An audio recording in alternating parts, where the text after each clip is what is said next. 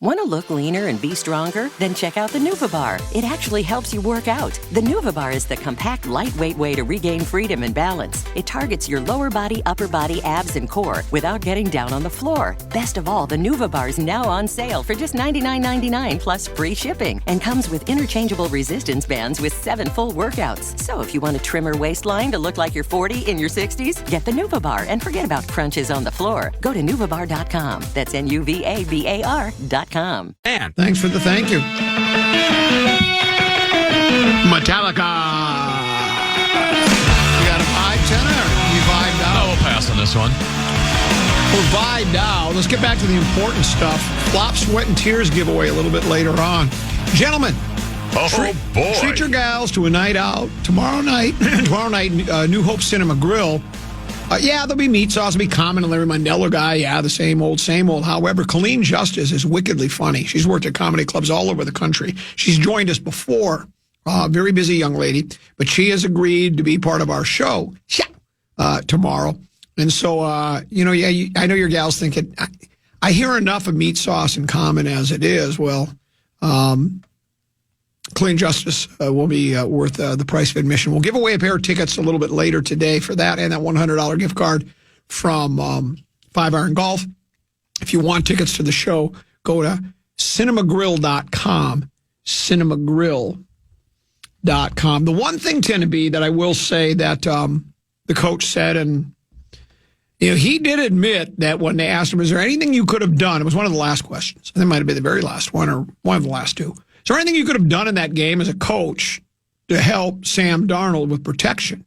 And he did say, well, if I heard him right, he said they kind of took away some of that stuff from us, that those shorter pass patterns, that the Rams figured, well, that's what they're going to do if we put pressure on them, and they just weren't able to do it.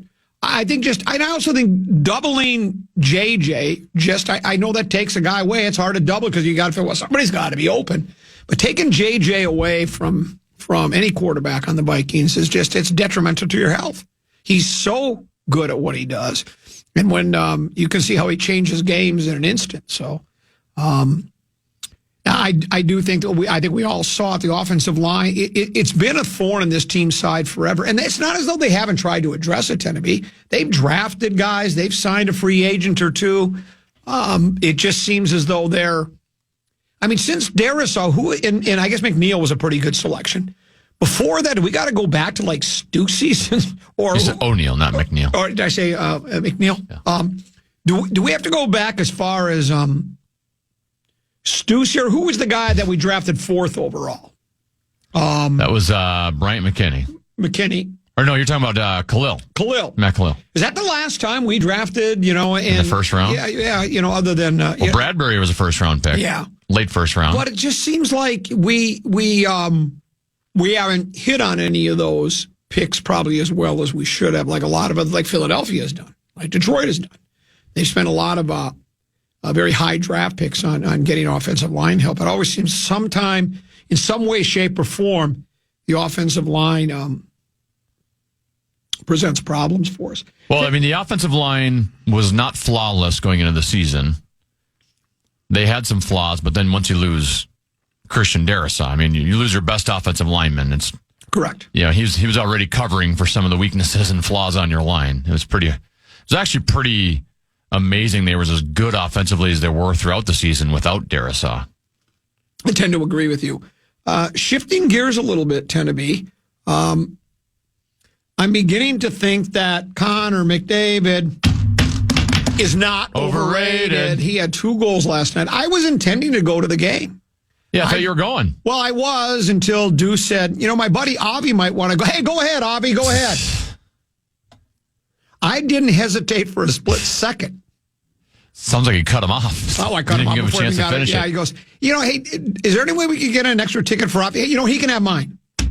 Yeah, I'm more than willing to sacrifice and stay at home. So Deuce was there for the game, and he said, there were pretty good seats, too. And he said, McDavid had, I think was it the last 2 goals? He had 2 goals and assists. And he said that one of the goals, and he wasn't sure if it was the game winner, the fourth or the fifth. I think it was the one they scored the 5th goal for. Yeah, and he said it was just spectacular, where he came down, he just kind of flipped it up over Gustafsson's shoulder. It was just a really... well, he was on a 2-on-1. Okay. And the defenseman, I forget who it was it Bogosian? I don't even remember at this stage, slid down, so it looked like McDavid, it actually looked like it was going to be a great defensive play where McDavid wasn't going to be able to get that pass across because he had run out of real estate. And the ability to change your brain from pass to shoot and get it off that quickly and put it in the spot he did. I mean, there's a reason he's the best player in the world. I mean, that's just otherworldly. The Wild got off to a 2-0 lead last night. Yeah. And it's never a bad thing to get the lead. But Tennessee, is there something, do we owe Gorg an apology? Should we have kept the game 0-0 as long as we could? Because we were up 2-0. Next thing you know, it's tied at 3 at the end of 2. And then we end up losing 5-3. I think Gorg might be onto something. Think of all the heat he's taken. The way he's been mocked, ridiculed, derided. And yet last night was a perfect example. Of course, if they don't get out to a 2-0 lead, they probably would have lost 5. I was just say, I think if you are throwing out the defenseman we're throwing out right now, you need as big of a lead as you can get it. I don't know if trying to play a 0-0 game is the best with our blue line at this moment. Yeah. The Wild didn't play bad last night, right? There's certain games where they've had a couple games in recent weeks, especially with the lineup they're throwing out where they've gotten blown out. Last night they actually played pretty well. They get the 2 power play goals. I thought the Boldy Rossi, you could argue the Boldy Rossi Zuccarello line was the best line on the ice on a sheet of ice that had Connor McDavid and Leon Draisaitl. Those 3 were terrific last night. They had the 2 power play goals in the first period. And they were just absolutely buzzing. And Edmonton got some good saves out of their goaltender. Kind of a weird goal off of a skate was the eventual game winning goal there in the third period. But overall, given the lineup the Wild threw out there, it's disappointing you didn't come out with a point or 2 out of it, but the effort and the intensity, I thought the play was there. What do you think What do you think I like better, watching Draisaitl play hockey or saying Draisaitl? I think you like saying Draisaitl. I like the name Draisaitl. So the Wild continue just trying to you know what I think they're trying to do right now with these injuries tend to be? They're trying to take a page out of the Paul Allen Project page book. Just keep their head above water and make a wave when they can, right? Until they do we have any indication of when Kaprizov and Kaprizov skated yesterday with the injured players. Okay. So did Brock Faber. So that is very encouraging news. Still not sure. We didn't really get a report on Spurgeon and Brodin yesterday. But it sounds like Kaprizov will be back. I don't know if it's going to be Saturday or not, but relatively soon. I wish Rosen was here because he has the schedules memorized for all these teams. What's it look like for the Wild upcoming? I'm going to get to it in Wild today here in about a minute. But yeah, they got Nashville and Colorado 2-game road trip. Lanch always is good, right? Yeah, they whooped us within the last couple weeks. So we'll see how that goes. Okay, well, let's do this. Pause. Wolves lost last night. Another one of those games where I think the Wolves fell behind by almost I think 25 points last night. Came back, took the lead, went back and forth, ended up losing it again. Steph Curry was Steph Curry again last night, Tennessee. So we can talk a bit about that. Lavelle Neal III he did a column today about the twin sale situation. He raised some interesting issues with a couple of key questions about where it might be at. So we'll take a look at that as well. And then Rosen comes in at 2:00 and Spread Swing at 2:30. But right now, Wild Today. Yeah, this is Wild Today brought to you by Jim Beam, the official bourbon of the Minnesota Wild. The Wild jumped out to an early 2-0 lead, but couldn't hold on, losing 5-3 last night to the Edmonton Oilers. The Wild got 2 power play goals in the first period, one from Matt Boldy and another in which Boldy set up Marco Rossi. Ryan Hartman also scored, and Matt Zuccarello and Joel Eriksson-Ek each added 2 assists. Philip Gustafsson stopped 31 of the 36 shots he faced. Wild are now off for a couple days. They begin a 2-game road trip Saturday in Nashville. That was Wild Today, brought to you by Jim Beam, a crowd pleaser since 1795.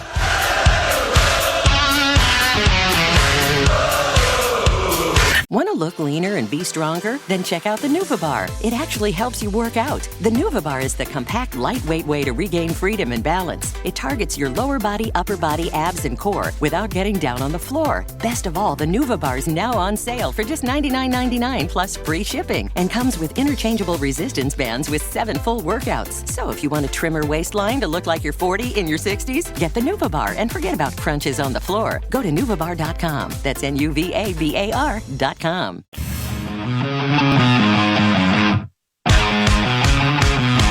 Get ready to rock out this summer. Rock and roll.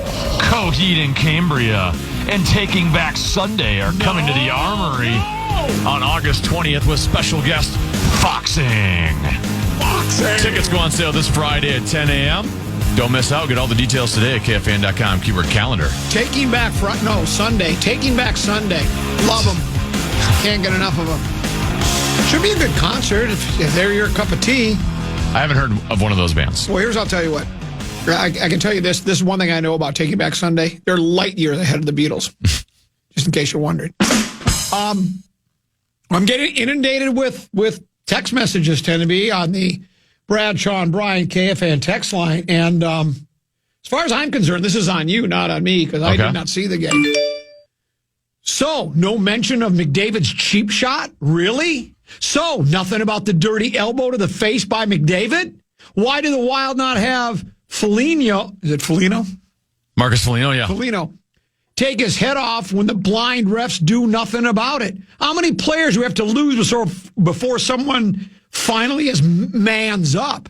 Was there a cheap... First of all, did we not man up and go after McDavid? We did not go after McDavid after, no. We did not go for retribution. Was it a cheap shot?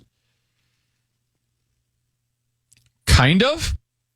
I mean, the thing is at full speed watching it live, and even when they showed the replay of full speed replay, it's hard to see him do anything. Like, it was a slight movement. So McDavid was kind of skating, curling out towards the blue line. Johansson was coming the other way by him. And the last second, when you see the slow motion replay, McDavid does kind of chicken wing his elbow slightly, and it does get Johansson. And by the way, I think Johansson's out, so I'm guessing, well, I shouldn't guess, but possible he has concussion, right? Took a shot to the head. Is it possible McDavid gets a suspension? That sounds like, I thought I said today he's not going to get punished. Okay. Because it wasn't like a blatant obvious, I'm going to hit this guy with my elbow in the face. It was like it's hard to explain on the radio, but watch me right now. Like, McDavid kind of did this, right? Where the elbow goes out like 2 inches. Okay. And hits him. He did move his elbow out, but it wasn't a full on, shimmy, WWE wrestling elbow. So, like I said, full speed, you would have never known that he had even stuck out his elbow. It's when you see the slow motion replay. So was it a cheap shot? Yes, but not like a blatant over the top. Right. Wow, what a dirty play, cheap shot. I would think McDavid is more of a would be considered a skill player, correct? I think very much so. He's very skilled. If he's a skilled player, is he known for being rough and tumbled? Can he mix it up with people? Does he check a lot? Is he an all-round player? Because, like, for instance, I think, and I don't know, I rarely watch Gretzky play, but, I mean, he was a pure scorer and assist guy, right? I don't think he was out there throwing a lot of checks, was he? What about McDavid? Connor McDavid's a little bigger than Wayne Gretzky, but you do not want him playing... Right. Until you get to the playoffs, you don't want him playing a physical brand. You need to keep him in bubble wrap. So the thing is you could go and try to get retribution, but one, McDavid's not going to fight.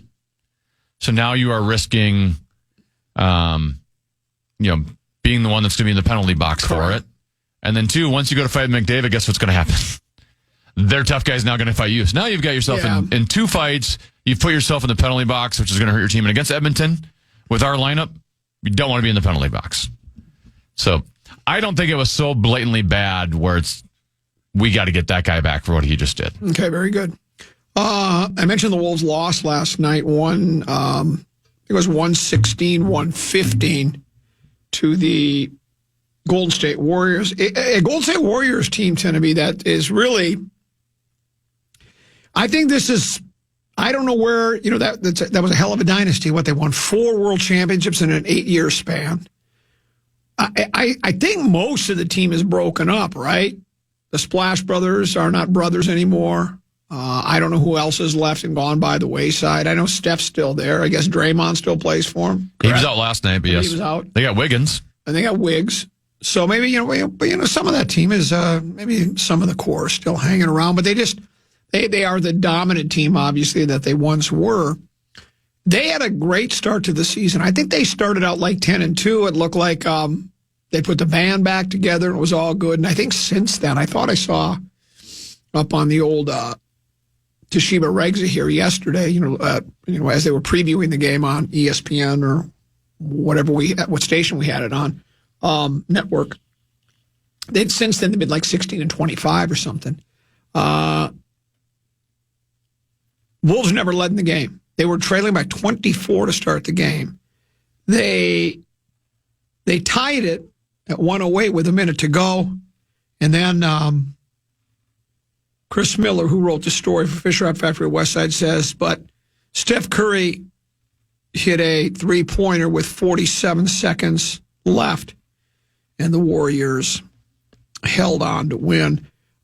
He describes the performance by Curry as vintage Steph. He had 31 points, 7 for 12 on three-pointers, and 8 assists to get his team back to 500. So they're not 500 now. They're at 20-20. So maybe my numbers weren't quite accurate, but they had not played very well after that 10-2 start. Here's what Curry said. Anybody who thinks I'm okay with being on an average basketball team is insane. Because I think sometimes it would be easy when you're, Steph or anybody that's won multiple world championships, right? And it can't last forever. So maybe you just go, well, I had my run. I won 4. Sure. I just play it out. But he says I don't want to be on an average basketball team. You don't get to the level he's at unless you have a drive for greatness. I would agree with you. Oh, by the way, Wiggins had 24 points. Guess what? We didn't need him. He had 24 points. DiVincenzo. He's had a couple high-scoring games recently. Yeah, he has. Well, they put him in the starting lineup. They decided. What the funny part was, people were asking out loud and wondering if you ever think about asking the coach. You want to think about maybe changing the starting lineup, and he said, "No, we're happy with it." And then the very next day, he did, or it might have been that same day or the next game, where he pulled Mike Conley out of the starting lineup. And he said something to the effect he thinks he likes being able to use Conley in certain spots rather than start him and then rest him for a bit and put him back out there by starting DiVincenzo. And, let's face it, at 37, basketball is not a young man's game, tend to be. You can use that if you'd like. Mm-hmm. And so I think Conley probably, the people, in talking to people and reading things, and the people I trust would tell you, it seems like Conley just in this season is maybe half step slower than he was, maybe starting to show his age a little tiny bit. Though he's still got a lot of cunning and guile. And so being able to use him in different spots, in key situations in the game, I think is what Finchie is doing at this point. But here's what Finch said, tend to be, and you've coached hockey at a very high level. Yeah. So, and I was the assistant coach for a little league team that won a back-to-back division championships in Coon Rapids. So I know a little bit about coaching myself, but here's what Chris Finch said. He said, the game was lost in the first quarter. That's the obvious statement. And then you have to play perfect. It came down to, a couple of missed layups, losing Curry and not being able to secure a rebound on the missed Warriors free throw either. And, I know they were down 24, and I guess must have been in the first quarter. Or I don't know if they were down completely 24. They were down at 24 at one point in the game. And the first quarter was awful. If you look at it, they were double-digit behind. But if you were able to tie the game at 108 with a minute left, well, the game then wasn't lost in the first quarter. Because look at this. Let me bring up the. That's always annoys me when they say, well, no, it was lost in the first quarter. Well, if the game is tied at 108 with a minute to go, the game's not. You didn't lose it in the first quarter. You lost it in the final minutes. Just what he explained there. They lost Curry. They missed a couple of layups. They missed a rebound on a missed play. Hold on. Timberwolves. I want to bring up the box score here. Timberwolves game from last night. They were down 34-12 at the end of one. Wolves were. So that's how many down? 22. Well, they outscored them 30-21 in the second, so they cut it to 9. Then they outscored them by 4 in the third quarter. So you're down 22, then you're down 13, and then you're down 9. And you outscored them 37-29 in the fourth quarter. So if you go score by score, you can say, yeah, if they didn't give up as many points in the first quarter, they would have won the game, but we don't know if the game plays out the same way. And you had your opportunity, you're tied. Make a stop, get a rebound, make a free throw. I've never bought into the game was lost. I mean, if they ended up getting crushed by 22 and they never got back in the game, I guess you could make the argument, and they lost it in the first quarter. Do you agree with me there or not necessarily? Well, I'm with you that if it was down 8 instead of 22, that changes the way Golden State plays. So it's not a gimme that, hey, if you have a better first quarter, you win the game. But it just math is math. If you're down 22 after 1, you are definitely lowering the chances of you coming back and winning a game. Having to outscore a team by 22 over a 3-quarter stretch. Correct. So I would say you can't win a game in the first quarter, but you can lose it in the first quarter. LaVelle Neal III, who I text and talk with more than most people know, had a piece this morning in the Fish Wrap West Side. Interest in Twins purchase spans the nation. With the new season approaching, we can expect in the coming weeks to learn who the third owner of Minnesota Twins history will be. Here's everything you need to know. Here's what LaVelle says. Point number 1, there have been double-digit inquiries. Wow. About purchasing the Twins. He writes, enough that there is confidence there will be a strong handful of bidders involved when the request for final offers comes. The interest is local and from as far away as California. Allen and Company, the investment firm handling the sale, has received calls from prospective owners and has reached out to potential owners to gauge interest as well. So double digits, let's say it's exactly double digit, 10 different interested parties, whether it's a consortium of guys, one individual guy, whatever the case may be. I guess that bodes well if you're the poll lads, because I guess at that point, I mean, you have to do, we've seen in the past, especially with the Twins and the Vikings, when there have been potential suitors for the club, we find out some of these guys really don't have the money they said they did. Was it Reggie Fowler? And then was it Tom Clancy, the author at one time, was going to buy?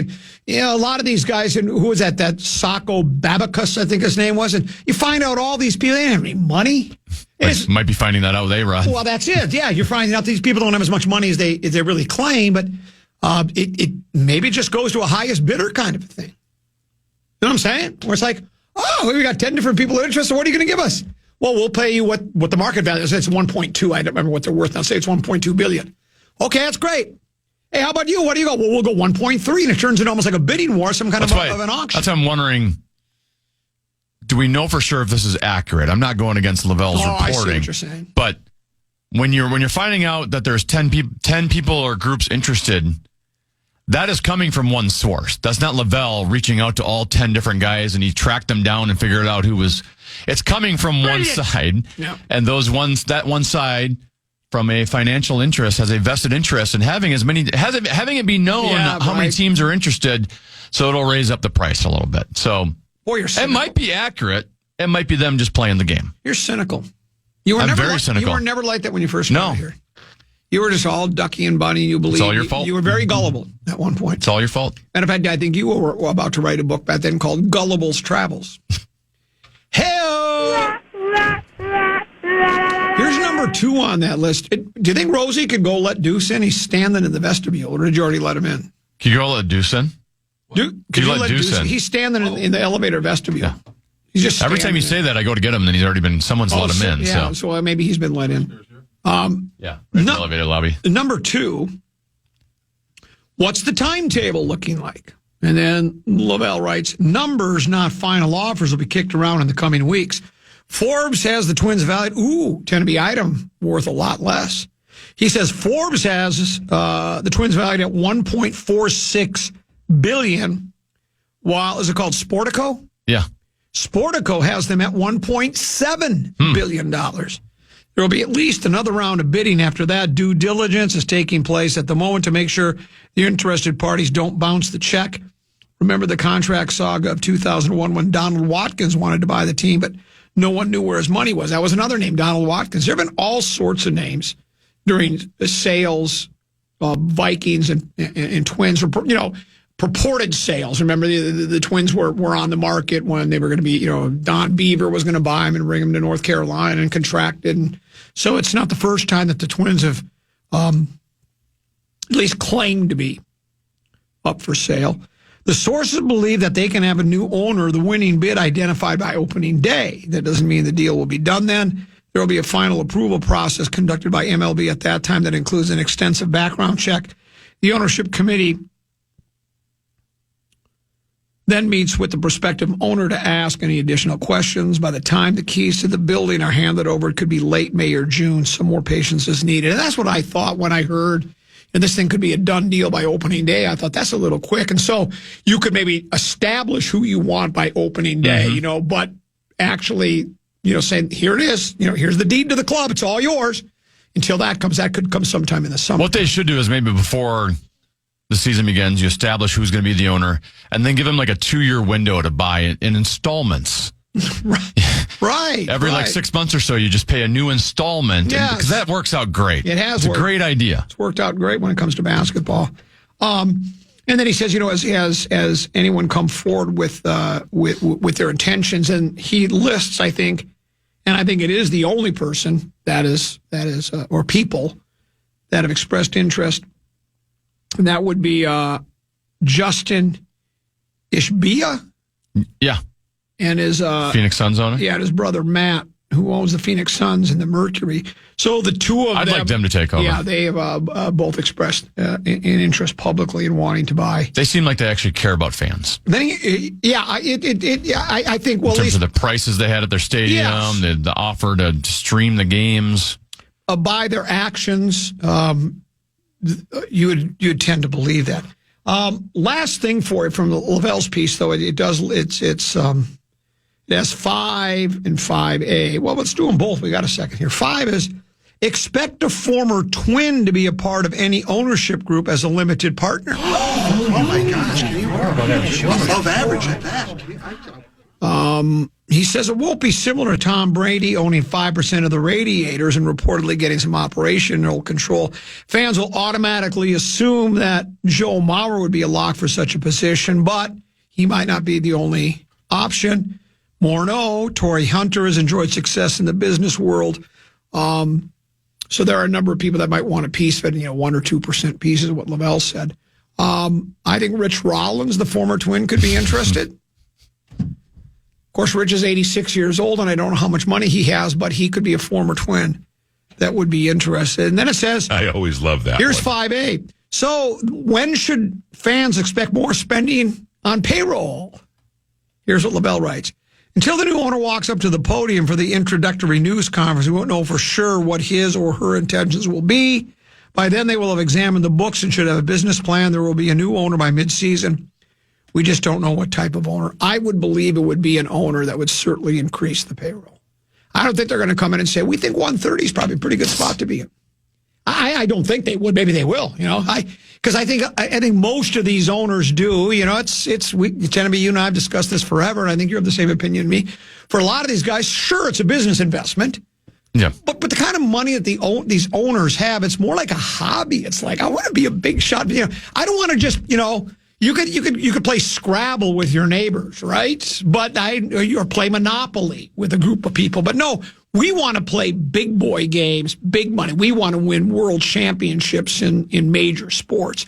So I don't think you come in going, well, I think we'll just probably keep the payroll where it is. Now, does that mean they're going to go 250, 300 million? I don't think we're going to be in Dodgers range. Right. But We're not going to be Mets, Dodgers, or Yankees, but I would think they'd bump it up some. And then once reality strikes and they realize it doesn't work, then they'll lower it back down to 130 million, and then they'll talk about selling the team as well. But I think we'll get a honeymoon period of some sort, I would think. Don't you? That whoever comes in is, they want to win, and they want to win now. I would hope so. And I think so. I don't think it would be. I mean, you'd be. I think after all the criticism the Pohlads have taken, correct, not only over the last 2 decades, but even just last year, they took a lot of heat, which is, I think, half the reason they're getting rid of it. I would think a new owner coming in would have to go, maybe I shouldn't do it the exact same way they were doing it. Well, that's, somebody wrote this. I don't know if it was Suhan or if it was a national guy or someone else with The Athletic or something, but they were writing about, and I can't remember exactly the phrase, but I just thought it was so true, where it's like when your name's attached to the team, all people are going to remember is wins and losses. They're not going to remember in championships, right? They're not going to remember what you've done for the community or how you raised your money or what you've done. It's going to be like, well, did you win? No, you're a terrible owner. Never won a thing, So that's, and most of these guys, they don't want their name to be drugged through the mud like that. So it's like, well, I want to win. I think that is part of why the Pohlads are done. They're tired of it. They're just like, you know what? You don't like the way we're doing it. We brought you 2 world championships. It's easy to spend other people's money. We're a business. We do it the way we've done. We've been competitive. My guess is their argument would be, well, we've won division titles. Of course, that 0-18 postseason skid that went on for who knows how many years that was would be a nice comeback to the Pohlads. But my guess is they're proud of what they've done in the franchise. They didn't win 2 world championships. So, but yeah, I think it's time to move on, and whatever team, whatever. Well, their mom and dad did. They did. Yeah, well, that's true. Yeah. You're right. It was Carl and Eloise who got the club there, and a lot of help from Mark Rosen and Tom Bernard, because when they were on KQ, they were the 2 people. That's when that show became the radio ratings monster that it was, because everybody tuned to those guys in '87, because they jumped on that bandwagon. And Tenneby, I tell you what, Bernard was driving it, and Rosen was right there riding shotgun. Yeah, that's what they did. They rode that Twins bandwagon. Now, I don't know about Bernard, but I know Rosen has since jumped off that bandwagon. He's done the tuck and roll. He's long gone. Oh, he'll jump back on soon. Oh, yeah. But that new ownership group comes in and says, it won't take long. Mark, we got some Champions Club seats for you. What do you think? Oh, he'll like that. Look at him back there. We'll break. We'll come back. Mark joins us next here on The Fan.